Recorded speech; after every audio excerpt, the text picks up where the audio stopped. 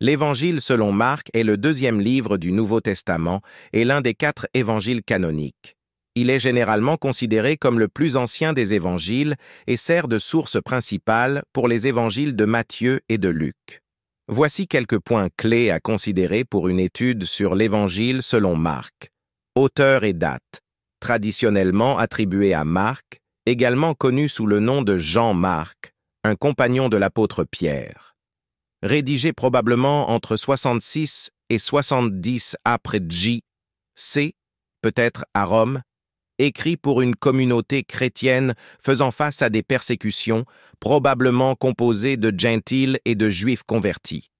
Objectif de présenter Jésus comme le Messie et le Fils de Dieu, soulignant son autorité et ses actions plutôt que ses enseignements en détail. Style concis et direct, avec une utilisation fréquente de l'expression « immédiatement » pour lier les événements.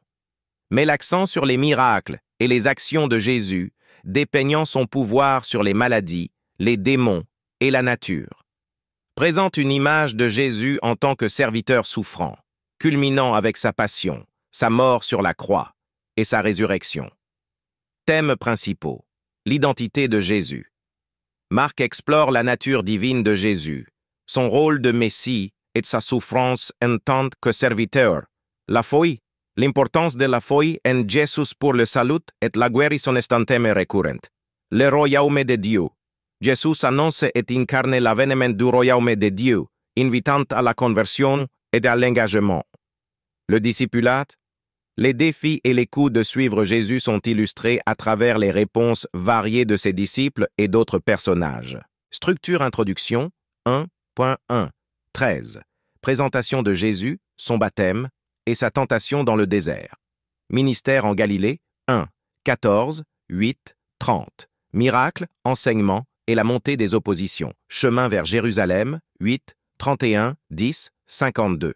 Annonce de la passion et enseignement sur le discipulat. À Jérusalem 11, 1, 13, 37. Confrontation, enseignement et prophétie. Passion et résurrection 14, 1, 16, 8 ou 16, 20, selon les manuscrits. La dernière semaine de Jésus, sa mort et le rapport de sa résurrection. Pour approfondir, étudier comment. Marc utilise les prophéties de l'Ancien Testament pour établir l'identité de Jésus. Explorer le thème du secret messianique, où Jésus demande souvent aux gens de ne pas divulguer son identité. Analyser la structure narrative et comment elle sert à renforcer les thèmes et le message de Marc. N'hésitez pas à poser des questions plus spécifiques ou à demander des éclaircissements sur des passages ou des concepts particuliers de l'Évangile selon Marc. Pour approfondir votre étude sur l'Évangile selon Marc, il peut être utile de se concentrer sur des passages clés et d'explorer les thèmes et les questions théologiques qu'il soulève. Voici quelques suggestions pour guider votre étude. Passage clé à étudier le baptême de Jésus, Marc 1, 9, 11. L'ouverture des cieux et la voix de Dieu affirmant l'identité de Jésus comme son Fils bien-aimé sont centrales pour comprendre la mission et l'autorité de Jésus. La parabole du semeur Marc 4, 1, 20. Cette parabole est essentielle pour comprendre comment Marc voit la réception de l'Évangile par différentes personnes et les défis de la foi. La confession de Pierre, Marc 8, 27, 30. Pierre reconnaît Jésus comme le Christ, un moment pivot dans l'Évangile, suivi par l'enseignement de Jésus sur la souffrance du Messie. La transfiguration, Marc 9, 2, 8. La gloire de Jésus est révélée à Pierre, Jacques et Jean, renforçant sa divinité et son rôle messianique. L'entrée triomphale à Jérusalem, Marc 11, 1, 11. Cet événement marque le début de la fin de la mission terrestre de Jésus, menant à sa passion et à sa résurrection. La scène, Marc 14, 22, 25. Jésus établit la scène en tant que mémorial de son sacrifice, central pour la théologie chrétienne. Le jardin de Gethsémani, Marc 14, 32, 42. Jésus se retire dans le jardin de Gethsémani pour prier, exprimant sa détresse face à la souffrance imminente.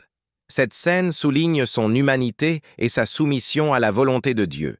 L'arrestation de Jésus, Marc 14, 43, 52, Jésus est trahi par Judas Iscariote et arrêté par les autorités religieuses juives, marquant le début de sa passion. Le procès devant le Sanhédrin, Marc 14, 53, 65. Jésus est jugé par le Sanhédrin, où il est faussement accusé et condamné pour blasphème, démontrant les tensions entre Jésus et les autorités religieuses de l'époque. Pierre renie Jésus. Marc 14, 66, 72. Pierre renie connaître Jésus à 3 reprises, accomplissant ainsi la prédiction faite par Jésus. Cet épisode met en lumière la faiblesse humaine et le repentir. Jésus devant Pilate, Marc 15, 1, 15. Jésus est livré à Ponce Pilate, le gouverneur romain, qui, malgré ses hésitations, cède à la pression de la foule et condamne Jésus à être crucifié. La crucifixion.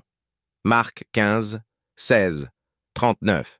Jésus est crucifié entre 2 criminels, souffrant et mourant sur la croix.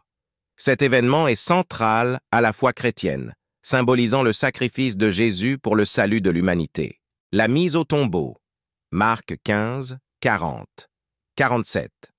Après sa mort, le corps de Jésus est embaumé et placé dans un tombeau. Cette séquence prépare le terrain pour l'événement de la résurrection. Ces passages décrivent les événements clés de la passion de Jésus, mettant en avant les thèmes de sacrifice, de rédemption et d'amour inconditionnel.